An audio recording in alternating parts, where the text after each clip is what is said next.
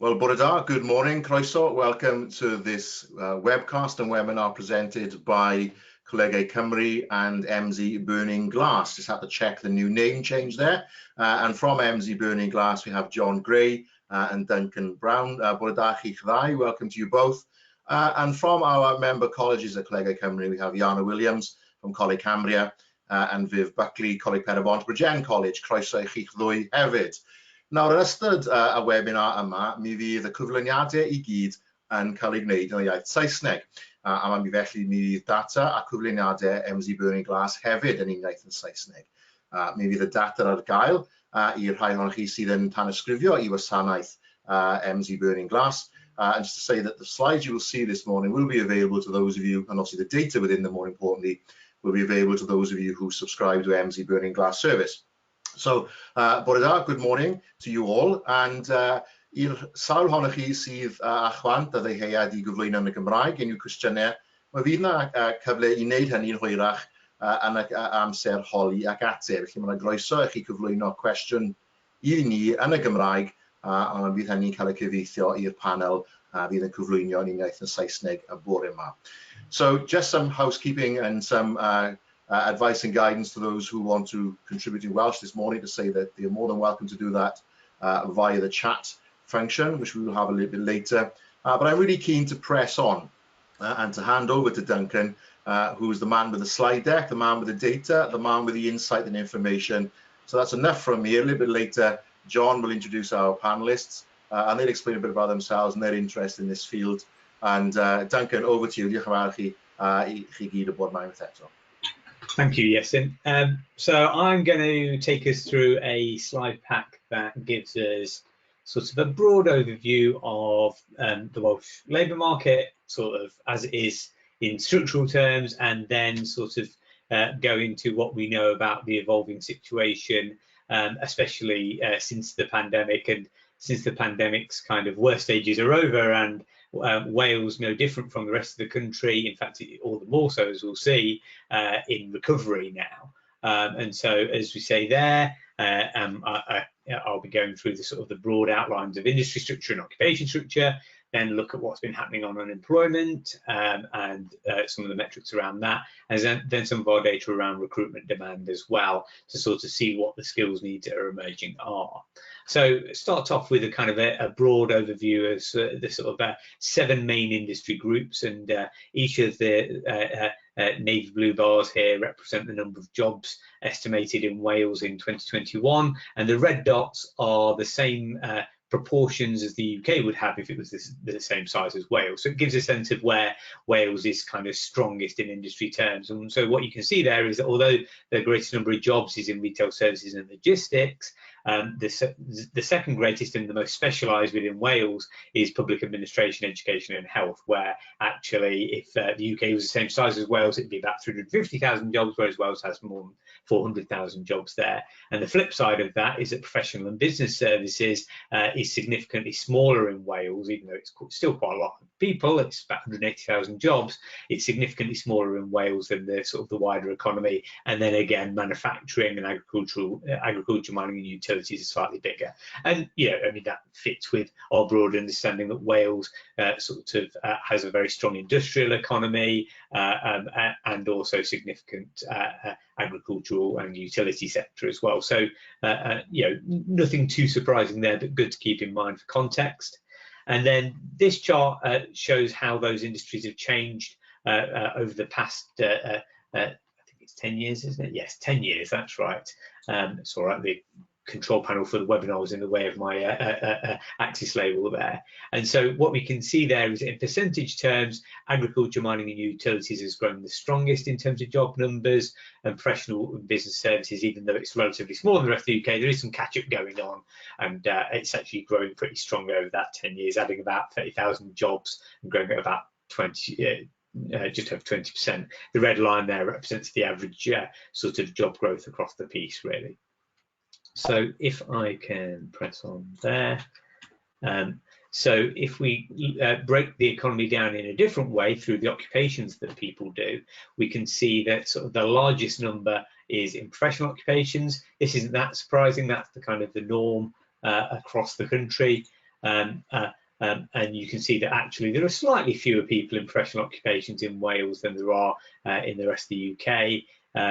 Elementary occupations slightly more in Wales, but again, it's not a lot different. And then slightly lower again for associate, professional and technical.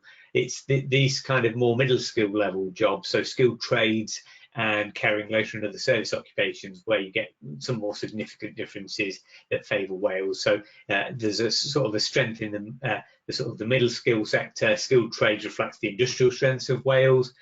Caring, leisure and other service occupations reflects that sort of strong public sector that we saw a moment ago as well. And then again, we look at the growth pattern, and we can see that skilled trades, as well as being stronger in Wales, is actually growing faster. Same with elementary as well. Whereas sort of professional occupations, for example, is actually growing a bit slower than the whole. And so, Wales looks like it's continuing to sort of fall slightly behind the national picture on those kind of jobs.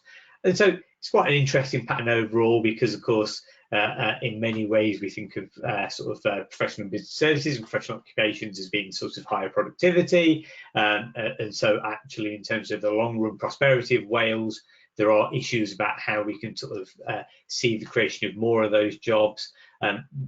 But Wales continues to generate jobs in quite important sectors. In some ways, the middle scale areas are often quite difficult to get jobs into, and so other regions would look to those. And it's quite interesting as well that it's this mix, as we'll go on to see, that's also meant that Wales has held up quite well in the recovery from the pandemic, and has actually seen some of the fastest recovery across the country.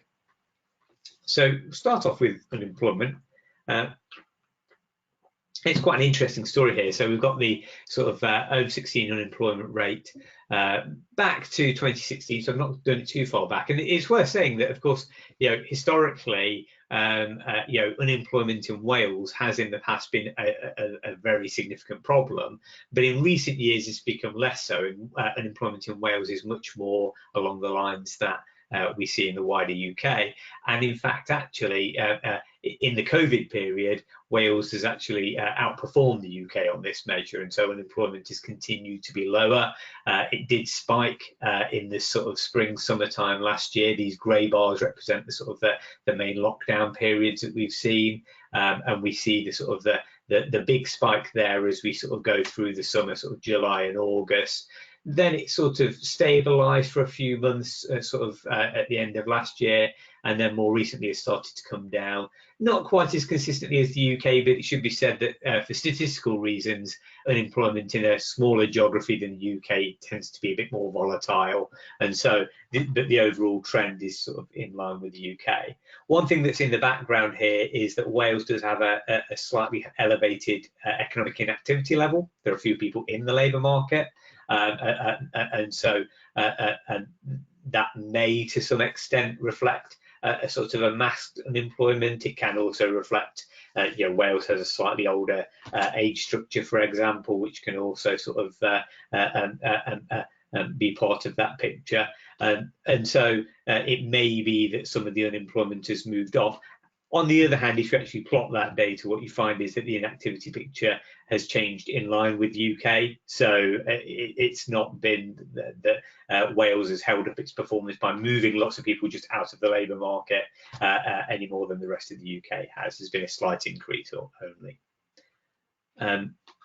So moving on to look at just Wales now. And what I've done here is plotted again that unemployment rate, again in orange, but then I've also plotted two other rates alongside it to just help understand what's driving those changes. And so the sort of the light blue line there is the vacancy rate that we draw from our job postings data. And so what that is the number of job postings as a percentage of the number of people either in work or actively seeking work. And then we've got the redundancy rate, which is the number of redundancies declared by Welsh employers, again, as a percentage of the number of people in work and looking for work. And so what you can see, again, is that there's a sort of a pronounced pattern to do with the onset of COVID with the vacancy rate, where in those early months, in April, May, June, vacancies plummeted really by about half in that time, and then sort of had a fairly sort of prolonged kind of recovery not really that long in historical context, over the next 6 months, and then the sort of the lockdown measures that were brought in sort of the autumn time last year, and then further lockdown measures at the start of this year kind of caused that to stumble, and then vacancies have actually now reached a point where they're sort of at record levels. So you can see that whereas before the pandemic typically they'd be around 1.5 to 2%, now they're at 3.5% of the number of people in work or looking for work. Whereas on the other side, redundancies sort of peaked over the later part of last year, and then have come back off and are really at quite low levels, even by comparison with the pre-pandemic period. There just seems actually relatively little redundancy activity. And so you can see how these two factors together are going to sort of drive that unemployment performance. So vacancies fall off, and that causes unemployment to rise, and then vacancies start to rise while redundancies fall, and then unemployment starts to fall as well, in a fairly sort of simple arrangement. And I'm going to confuse everybody by using one of my favorite kinds of charts at the moment, which is called a Beveridge curve, which just looks at that relationship between unemployment and vacancies. And so the sort of the black lines and dots here are moving this kind of top left to bottom right kind of motion, which is quite normal on a Beveridge curve. We've got unemployment on the x-axis and vacancies on the vertical axis. And so what normally happens in a labour market is that as vacancies fall, unemployment rises, as vacancies rise, unemployment increases. So you get that kind of sloping down sort of pattern that you see there. And the pandemic has basically broken the Beveridge curve. And so now we actually are moving in sort of a more positive sloping way. So initially we moved sharply down and to the left, where vacancies fell, and unemployment didn't have an effect. Then unemployment rose pretty quickly over a few months. It added sort of 1 or 2 percentage points. And now vacancies have shot up really into unknown territory, and unemployment is starting to drag down with it. And so what would be interesting to see is how quickly unemployment continues to come down, especially given that vacancies are in this kind of really positive unknown territory. So one of the things in the background there that we all want to know about is what's the composition of recruitment demand and how is that changing with this sort of the return to normality. And so what we've done here is take those 9 occupation groups that we were looking at earlier, and we've plotted the sort of the number of job postings for all the months since the start of 2020. And we've indexed them so that we're comparing them to the same month in 2019, because 2019 is the last time we had normal data. If I compare data in 2021 to 2020, it's always going to be great because the pandemic was there and we know that vacancies fell through the floor. So we want to compare it to a sort of a reliable benchmark. And so 100% on these charts is that it's at the level of 2019. And obviously anything above that means that we're into record territory. And so what you can see, first of all, and this is in keeping with the sort of the wider UK picture, is that every occupational segment is now in the black in terms of being above the 2019 level. If you look at the right-hand side of each of these charts, you'll see that the bar is well above that black line for 100%, and in many cases is sort of 200% or well above 200%. And that is quite striking. That's way above the levels that you see across the whole UK. Wales is really quite strong. And in fact, if you actually look at some of these individual charts, you'll see that really for most of 2021, most of them have been in above 2019 territory. It's quite striking how strong the recovery has actually been. You have this kind of initial period in the summer of 2020 where almost all of them were lower. Care and leisure and other service occupations is the only one that really didn't go much lower than 2019. Of course, care jobs remained critically important during the pandemic. And you can see that there were differences. You can see that sort of admin roles were hit hard and sales and customer service roles were hit hard, whereas say professional jobs were only slightly hit. But then, as I say, with all of them, once you get to 2020, most of them are well underway in sort of being ahead of 2019. And some of these as well, the pattern is quite strikingly different from what you get in the UK. So things like process plant and machine operatives, so factory workers, job ads are well above throughout 2020 the levels that we saw in throughout 2021, the levels that we saw in 2019. And so it's quite a fascinating pattern, really. And so what I've also done here is just take a few example large employers to just see sort of how their individual recruitment pattern has gone, because I think they tell some interesting stories about the different sectors of the economy. And obviously, once you look at particular employers, they can be a bit more volatile, because obviously employers tend to do recruitment exercises at varying points. But I think they're quite interesting. And so you can see the sort of the NHS at the bottom left and the Betsy Cadwallader University Health Board in the middle at the top. Now, of course, the health sector, very significant throughout the pandemic, and it's no surprise, therefore, that actually recruitment demand has been much more normal across this period. Again, the black line represents the pattern that we saw in 2019, and so where it's above that line, then we're sort of ahead of that. And yes, there are some more variations there, because, as I say, particular recruitment exercises can drive it up or down, but you can see that the overall pattern is very strongly supported throughout. And then you get at the opposite extreme something like JD Wetherspoon of the famous pub chain, which was absolutely not recruiting for many months of 2019. Of 2020, and right the way into the early part of 2021. Of course, because of lockdown, they weren't open, so why would they be recruiting? But then, really interestingly, as you go into the sort of the summer, so around July 2021, they were recruiting more than they were back in 2019, and we see this across that sector as a whole, that the early part of this year was basically completely dead in recruitment activity, and then once you get to June, July and beyond, actually it's really picked up, and they're playing catch up to some extent. And then you get these ones that are more in the middle, so you get things like retail, so you've got Iceland Food right in the middle there, which has been recruiting really strongly throughout most of the period of the pandemic, and has actually quieted off of late. And then Tesco at bottom right, which has kind of moved in fits and starts, and overall reflecting the fact that it's a bit more volatile when you look at a particular employer.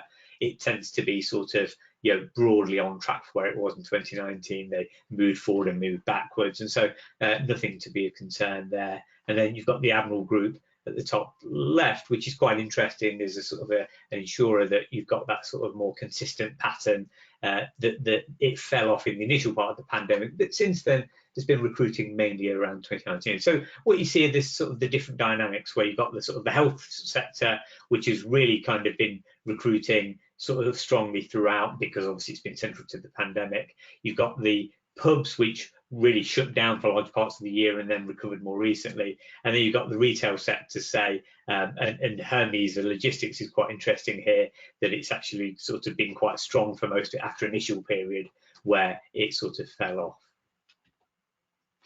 So turning to individual skills, and what I've done here is sort of lumped our 9 occupational categories into 4 more sort of larger groups, really to make it just easier to kind of work through and get a sense of. And what I've looked for are the sort of the top skills in each category. So high skill jobs are managerial and professional jobs, and you see there that the kind of skills that employers are looking for have quite an interesting mix, reflecting partly the sort of that high profile of public sector roles in Wales, with sort of nursing and mental health there, but also you've got those more professional sort of service skills around finance and auditing and KPIs and agile methodology as well. At the middle skill level, which as we've seen is quite important in Wales, a lot of administrative skills come to the fore, so finance and administration and sales booking and restaurant operation. Labour intensive roles, so these tend to be sort of either factory roles or elementary work, which includes waiters, and so restaurant operation up there. PPE, unsurprisingly given recent times, is way up there as well, and food safety too. And then in the service oriented sector, again, that strong public sector sense with personal care, mental health, autism spectrum coming through as well. But what's interesting is when we see the sort of the swings in skills. So these are the skills that have grown in importance since 2019. So comparing the sort of 3 months to October this year compared to the 3 months to October in 2019, so before the pandemic. And so it's quite interesting because it gives you a sense of how the labour market has structurally changed in that time. So it's not just a matter of comparing it to last year, which was an odd time, but what was life like before. And so what you see is that on the high skills side, there's a real swing towards kind of technology data analysis, agile methodology, and Microsoft Azure is in there. Supply chain's also there, and of course this reflects the sort of the increased use of online services, home working, deliveries, all these kind of things that are sort of seeing a big boost in the economy this past 2 years now. Then at the middle skill level, it's quite interesting that there is actually, bearing in mind that for large parts of the intervening period, these sectors were shut, you see restaurant operation and cooking up high. And that's simply because, as we were talking about with JD Wetherspoon earlier, there's a catch-up dimension to recruitment in this sector now, that actually they're struggling to make up lost ground because many of them have lost staff, just through atrophy as people went and found other jobs in that period. And actually now they've had a very busy few months compared to a completely closed period before that. And so you can see that sort of food dimension coming through strongly. You'll see carpentry coming up there, and we know that construction has sort of had a good recovery throughout most of this year as well. You try getting a builder at the moment. I've tried. It's not very easy. There's that as well. Then on the labour intensive roles, again, those kind of restaurant and food preparation roles come through, but also you can see the effect of the logistics sector. We know that logistics has had a very good year because there's an increased demand on supply chains, there's an increased demand on sort of online deliveries, and so you can see that there with palletizing, packaging and labelling, and warehousing really booming at the top there. And then on the service-oriented side, a bit more of a mix, again reflecting those care jobs, but that's not to be that surprising really. And then the interesting one is to look at it in reverse and see which ones have declined. And it's really interesting for me on the high skill side that although the more general applications of technology have increased, the actual relative imprint of demand for programming languages have actually fallen for JavaScript and C# there quite significantly. And so this partly reflects maybe sort of demand for those have not moved up as fast as the rest of the labour market has. And so, and again, it's quite interesting that the sort of having had a really good 2020, you see some of the health dimensions, so physical therapy, nursing care, dementia, again, have fallen relatively speaking because other jobs have just boomed around them basically. And so health has been relatively stable through this period, but actually this year we've got huge increases in demand across these sort of more private sector categories. And again, you see the same kind of pattern on the middle skill side, where it's the more sort of predictable demands around finance, for example, and mechanical engineering, where you don't suddenly need lots more accountants and lots more mechanical engineers because the service sector is booming. You need pretty much the same that you needed 2 years ago. And so relatively speaking, they've fallen in importance.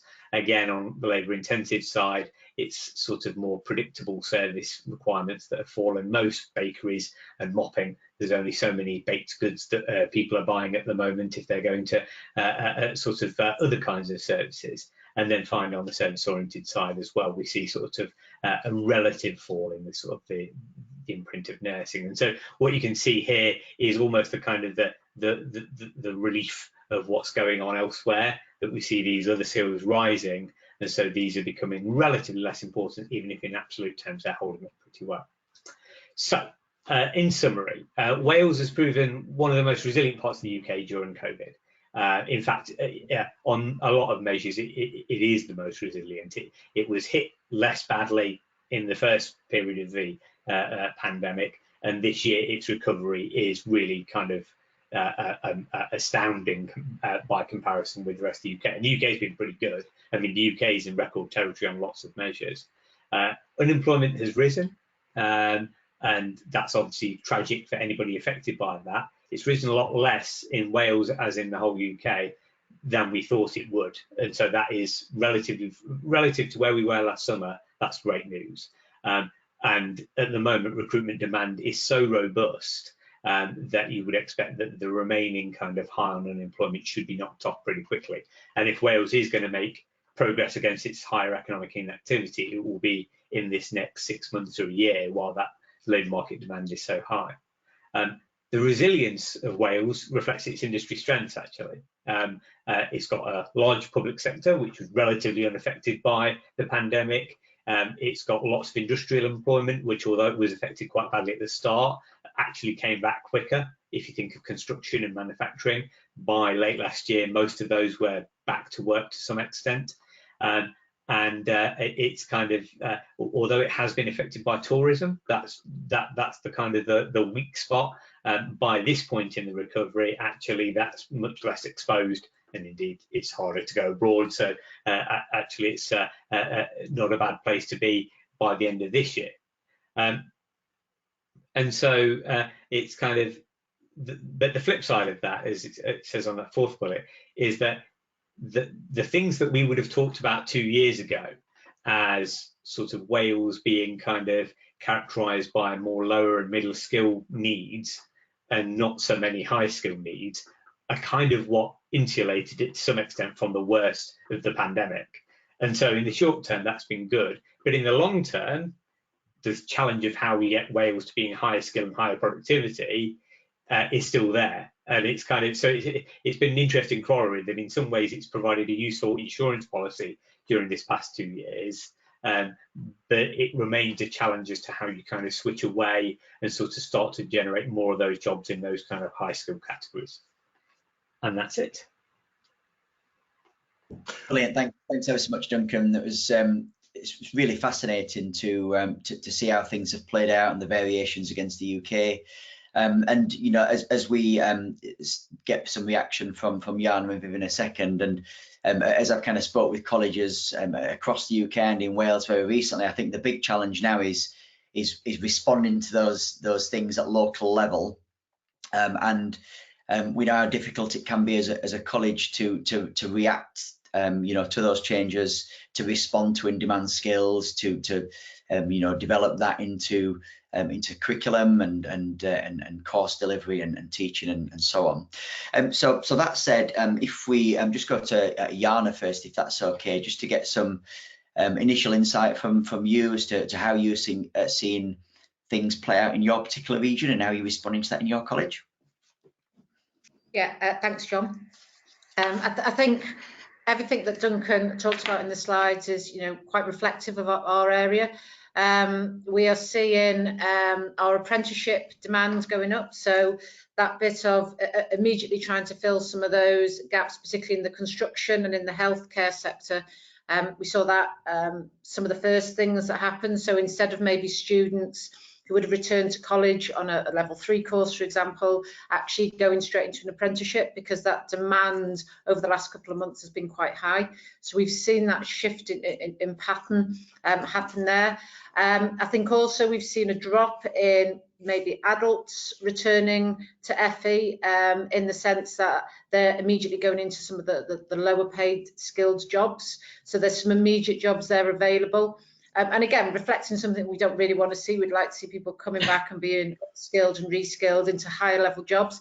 But there's so many jobs out there that many people can go into that they're picking up on those jobs, which is great. We've got more people in work, but not, as you said, in some of the jobs we want to see people going into, and the reskill and the upskilling of that.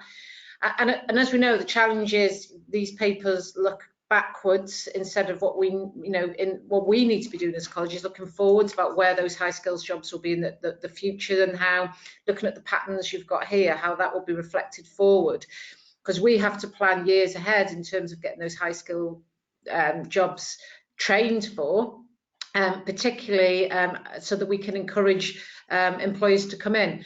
I think the other thing it would be good to see would be that maybe north-south split as well in terms of how those jobs sit. We know, particularly from here in ColegauCymru in North East Wales, that many people, you know, travel over the border into England, particularly the Liverpools, the Manchesters, the Cheshires, and how much of them are taking the high skill jobs into England instead of retaining them in Wales and delivering them in Wales as well. So I think the patterns are absolutely reflective of what we're seeing. I think the challenge we have is how we encourage people to push into the high skilled jobs. So it's like a chicken and egg, so we can get the employers in who want those high skilled jobs as well.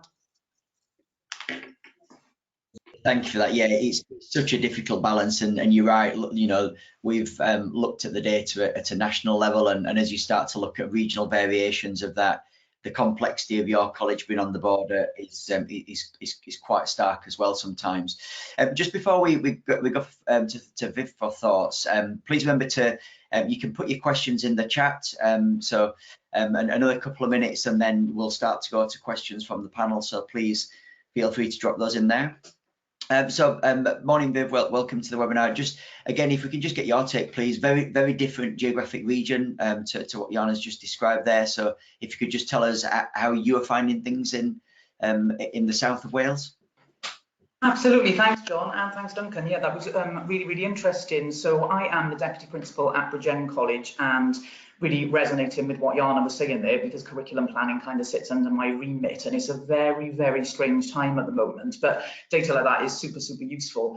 And I suppose my main reflection on listening to that presentation is how, as an FE college, specifically in Bridgend, but I'm sure it's very similar elsewhere, we're going to kind of join the gap between what those market needs are and what the individual aspirations are of the learners coming through the door.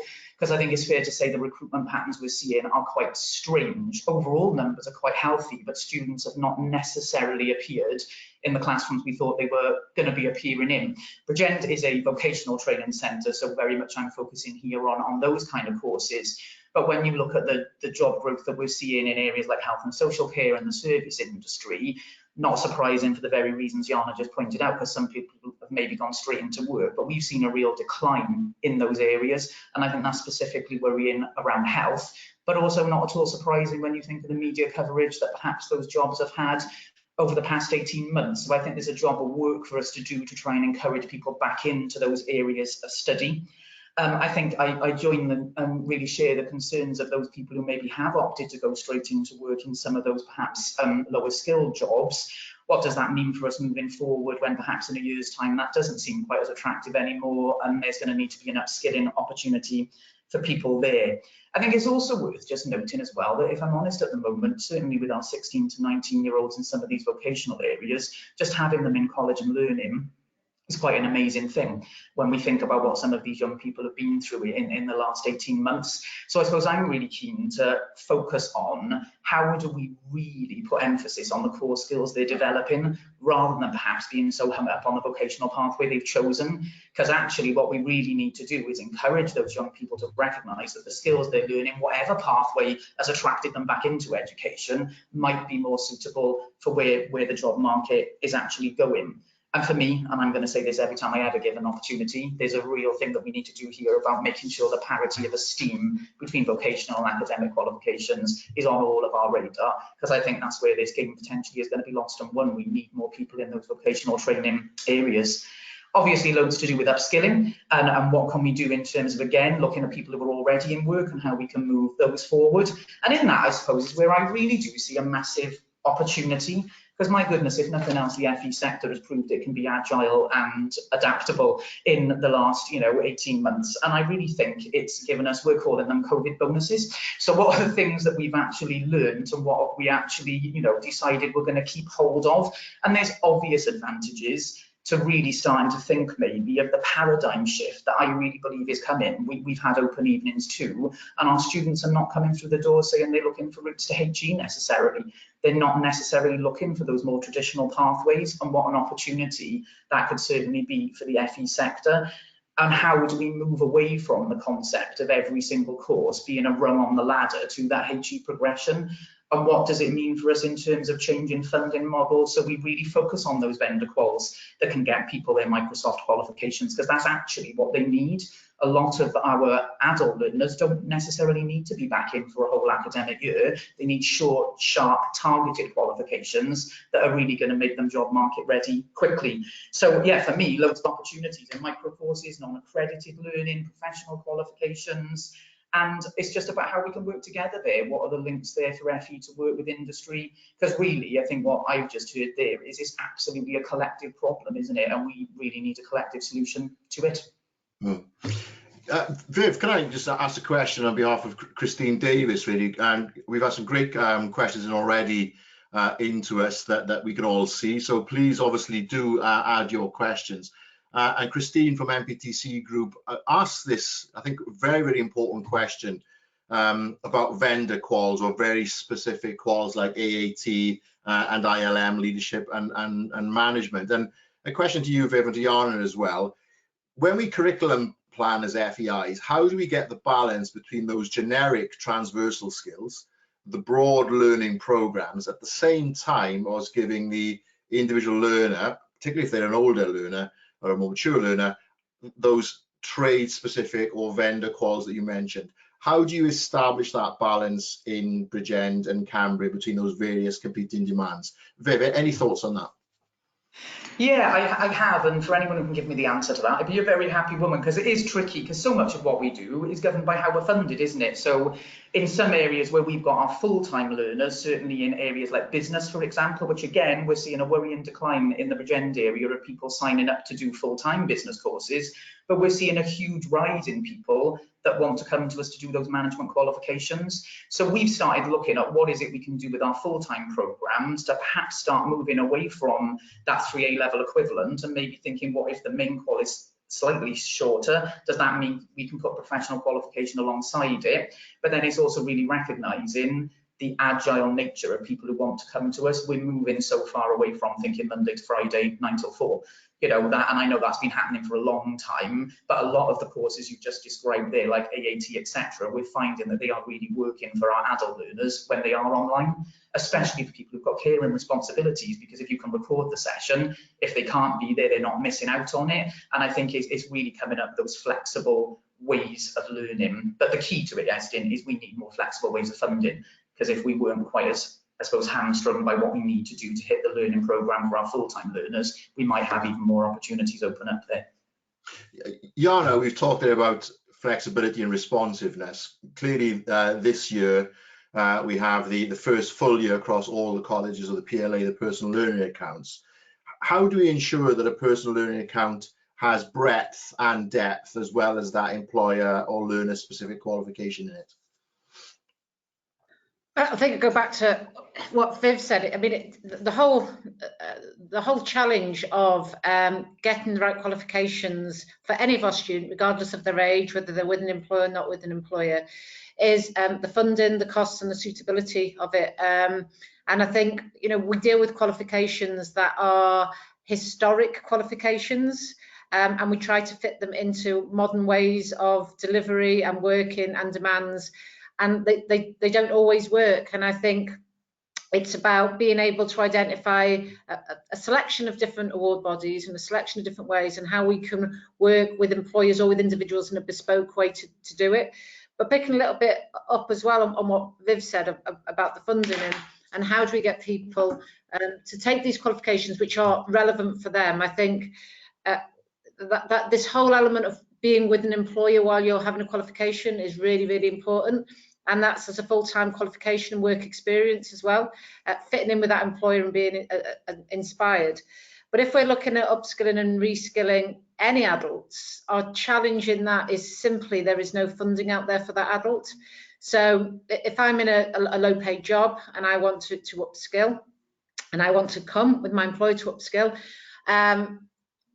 I need additional support. So, you know, where does that funding come from? We get some funding from the PLA, but in terms of an adult learner who may have to drop hours to take up some of these qualifications, how does that get funded? Someone who wants to completely change their job can't, because actually to completely change their job, they need funding. And we know in the HE sector, you're able to get that funding, but actually out of the FE sector, you can't. So it's very difficult for many of our potential students, potential adults, in fact, to change qualifications and upskill, because they can't personally afford it. And then our system isn't flexible enough to be able to support them either. And I think until we change the way that our our education system is not only funded, but also the flexibility to be delivered, and we'll always end up in this position. And I think the conversation moving forward, and hopefully looking at the tertiary bill, you know, that may well help. It's how we can just be incredibly responsive to employers and give them what they want, which is some of those deeper skills the employer wants that aren't always reflective in an off-the-shelf or a bespoke qualification that's out there. And that just has, I think, on a bigger scale, just more faith in us as providers, and recognising that the best way forward is always going to be personalised learning. And personalised learning does not fit with award bodies at this moment in time or the funding system. So we talk about, and it's a big buzzword, isn't it? You know, everyone needs personalised learning, but it's not actually feasible in that way. So I think until we start changing that, until we have a little bit more faith in the ability of organisations to deliver that with the funding that they've got, we'll always challenge to make sure that the quals we give are absolutely relevant for this time right now. Thanks, Jan. Duncan, a question from Gareth Matthews there in the chat, and it links to what Jana is saying, is that perhaps we sometimes think about our learners, our I feel like our market, wherever you want to phrase it, as that 16 to 19 full-time young person and a bit of 19 plus, you know, adult part-time, and now obviously coming on stream of the personal learning account. What does the data of the labour market tell us about the different demographics and the share, if you like, of the labour market that falls to age? And also, as Jana has pointed to, you know, demographics is not just age. There's also sort of different segments of society. And you know, are we seeing a need for previously, for instance, fairly high, well-paid workers having to reskill now because their jobs are being displaced? Or is that still one of those urban myths that, you know, high-paid jobs in solicitors' practices are going to be falling out because a computer's going to be reading the conveyancing application? What's happening below the surface in the job figures? Yeah, absolutely. I'll come back to the sort of the skill change one. On the age dimension first, I haven't looked in this particularly for Wales, but I imagine it won't be that different from the wider UK, and it speaks slightly to some of the issues that Jana and Viv especially were talking about as well. That in the early phases of the pandemic, we were of course all quite properly worried about the sort of the labour market prospects and potential for scarring of young people, and we saw young people's unemployment go up really quickly, but it's now coming down even more quickly, and we've done some work recently with Get My First Job, which is a sort of a job board focused on education leavers, and their data suggests that young people have started to become quite picky about what jobs they're going for compared to the situation a couple of years ago. And I think that you know, the sort of the labour market opportunities for kind of you know, relatively sort of entry-level jobs are probably as good as they've ever been. You know, in sort of living memory, really, it's kind of it's a very good time to sort of, if you're looking for a job. And of course, that actually does change the incentives facing them, and you know, in some ways that's potentially bad, because as I think Jana said earlier, there's the fear that they're not taking courses that might actually benefit them in the long run because they're just going to go for a job. On the other hand, it's good because it gives them actual, you know, if they really were going to always go for a job, it gives them better opportunities than they normally would have had. And indeed, that question about making people rethink whether university is the right route, well, actually having good labour market opportunity is an essential part of that, because if you can see that you can build a good career without going to university, then that gives you the confidence to sort of not just sort of go along the kind of the predictable path, really. So I think, yeah, it's been a real turnaround on the sort of the situation for young people. There is some evidence, although it's quite early days, that actually some older people, sort of especially in the kind of the 50-64 category, seem to have moved into economic inactivity and effectively just sort of dropped out of the labour market. Maybe they were relatively sort of not that kind of engaged in what work they were doing. It's gone because of COVID. Maybe they just didn't want to do the job anymore because of COVID risk and so on, and they've not rushed back. It'll be interesting to see, given the level of demand, whether, you know, if that does start translating into higher pay, for example, that actually encourages some of them to come back. Then on this kind of you know, sort of the speed of people kind of having to rethink their careers. I mean, to some extent, this is kind of, you know, always been slightly overplayed. I mean, you know, for one thing, we have a slightly rose-tinted view of what life used to be like in the labour market, you know, 40 years ago.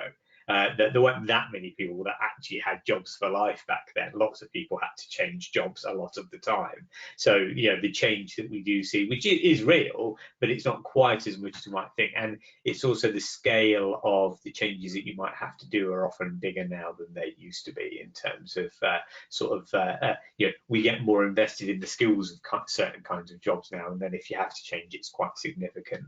I think what's been interesting, and what will continue to be interesting over the next couple of years, is that COVID represented a kind of an acceleration of lots of trends in technology that we probably did sort of several years in one. You know, we like you know, home working was already rising, and then it just shot up. And the question is, do we then continue on the trend that we were before from a higher level, or does the trend just flatten or maybe even decline a bit to revert to where it was going to be anyway? And I think, you know, these are really open questions. Like on the remote working point, for example, next year is going to be the year where we'll see, because I think at the moment lots of employers are still in that space of, you know, because we don't know what the winter will hold, and we're hopeful that it won't be a return to lockdown, but if it does, we don't want to encourage people to come back in, and nobody wants to have the argument with staff about returning to commute in the middle of winter anyway.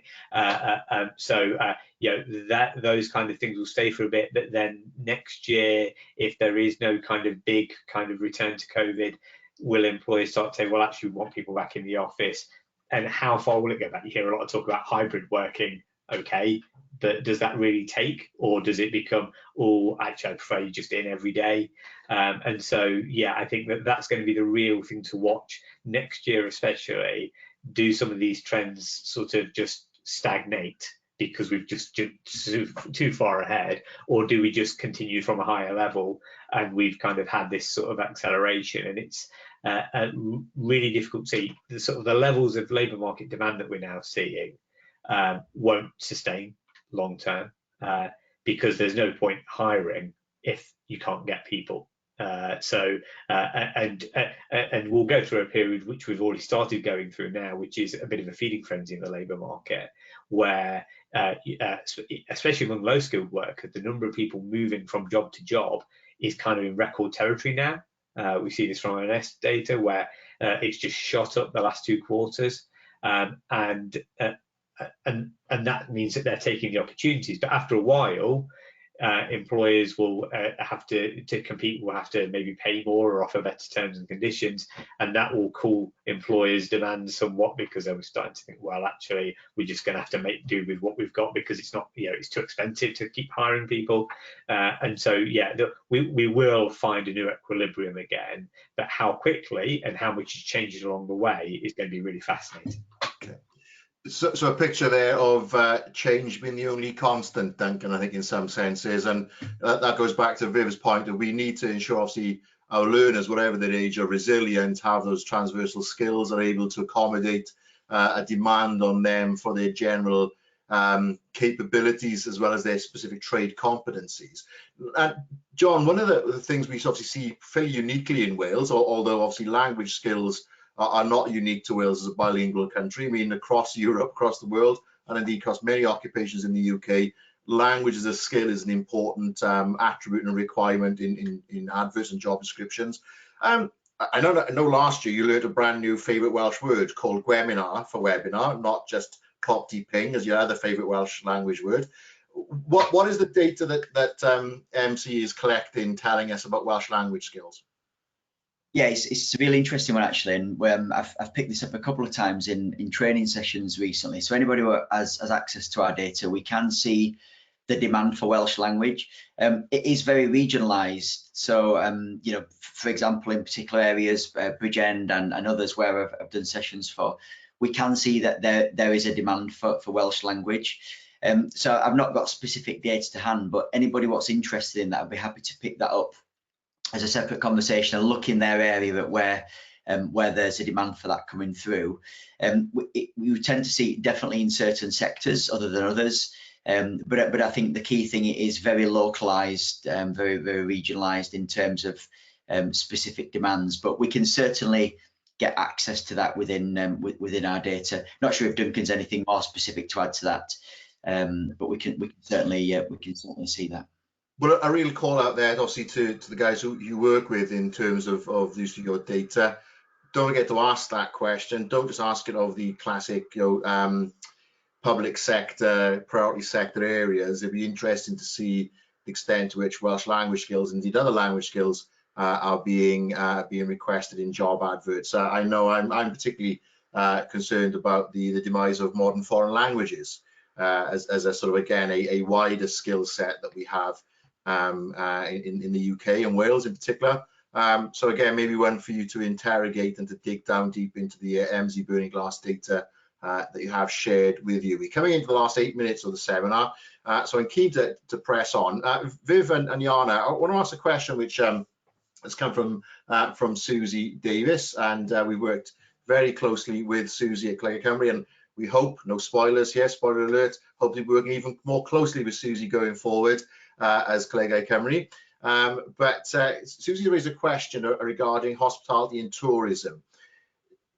Duncan, it's a sector, obviously, that we would see from the data that's perhaps predominantly been seen as low wage, low skill demand, quite uniquely in the UK compared to how it's esteemed, particularly abroad.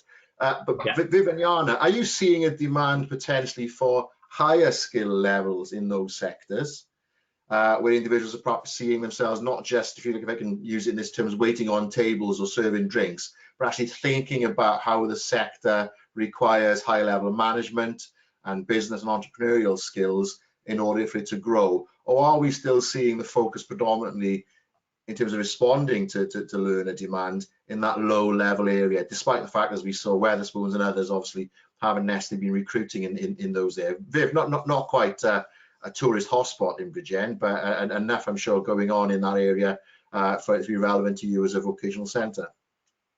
Yeah, absolutely. So I suppose as a vocational centre, what we're definitely seeing in our travel and tourism and our hospitality courses is very much a push still towards perhaps it being an entry point for lower level learners and them seeing that as their aspirational model.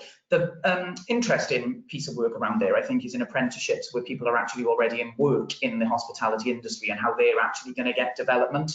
There have been lots of conversations around the need to develop event management skills and those project management skills. But if I'm honest, we're seeing that across the board with every employer we speak to in every sector, where actually the skill they're crying out for is that problem solving. But in terms of what we're actually seeing in Bridgend, very much it still is seen as a course where people are coming and the expectation is they will move into the actual service sector. I think the interesting thing is when you look at some of our A-level learners or our business learners at level 3, that's a different conversation. In those other curriculum areas, absolutely what they want is event management, project management, leadership and management, so they can work in the sector at a higher level. So I suppose it is there, but not in those specific skill curriculum areas, which I suppose references the point we made earlier on, that it's not necessarily about the pathway you choose at that point, it's what skills you're developing on that pathway that could be relevant to a different sector. And I think that's very true in business and administration in this field. And Jana, it leads to the question from Jamie Insole from UCU. Is there a danger at the moment that there's disruption in school-based learning, pre-FE, pre-post compulsory? Clearly a disrupted experience for many young people, obviously, at school. Is that, do you think, and the demand in the labour market now for fairly low-level replacement skills, not just in hospitality and tourism, maybe even in construction and other areas, is that distorting, do you think, the kind of the way young people are progressing into further education? Are they seeing the opportunity perhaps of easy, immediate money and a not a return to formal education as more attractive than coming into learning programmes? I think this is about, the old term would be careers advice, doesn't it? Which is a silly term anyway, because it's about how we inspire and aspire people into a career. And I think in terms of that, that's the challenge for our young people. What do they aspire to go into? What is it that's really exciting them? And we'll often get criticism from both employers and politicians that we're not given always the best careers advice. It's not about that. It's about how do employers and how do the government as well as us inspire people to go into those higher level careers because they look really exciting. The hospitality was a real victim of the pandemic because people in the hospitality industry who couldn't work got other jobs and said, actually, I have a better work-life balance in these other jobs than I do in hospitality. And hospitality's got to learn from that. It's got to change. It's got to say, if you come into hospitality, you can get a high-level job, high-skilled and highly paid.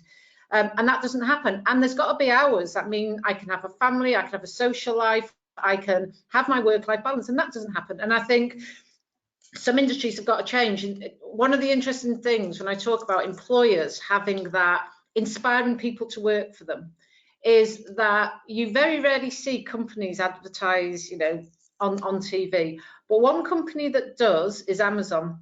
So if you ever watch an Amazon advert, it's often about, I can get a high-skilled job working at Amazon in the warehouse. I can do this. I can have something that's flexible with my family. They've kind of got it. And then when we see those warehouse manufacturing jobs go up, it's because the employer is also getting involved in that.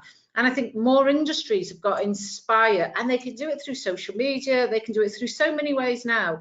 Inspire people to go into those industries, make them look exciting, show them how, there is a longer term option for them, or at the very least that they're going to build so many different skills. They can go into any industry when they find that interesting. And, to think for 40, 50 years of your life, you're going to be interested in the same thing. You're not. Of course, you're going to change jobs because your interests are going to change. But we've got to work with employers, work with the government to start talking more about and visualising more where those jobs are, why they look really interesting. So, there should be no surprise that people want to be footballers and pop stars, because that's what's, that looks exciting and really great fun. We've got to do that with all the other jobs as well. So I think in terms of getting students from school into FE and into high skilled jobs, it's much more about inspiring people, and that requires us, the three sectors, to work together: government, employers and us, and start putting things out there that really inspire our younger generation. Well, I definitely wouldn't disagree with that at all for a minute. I think irrespective of the sector and the level, FE is about inspiring.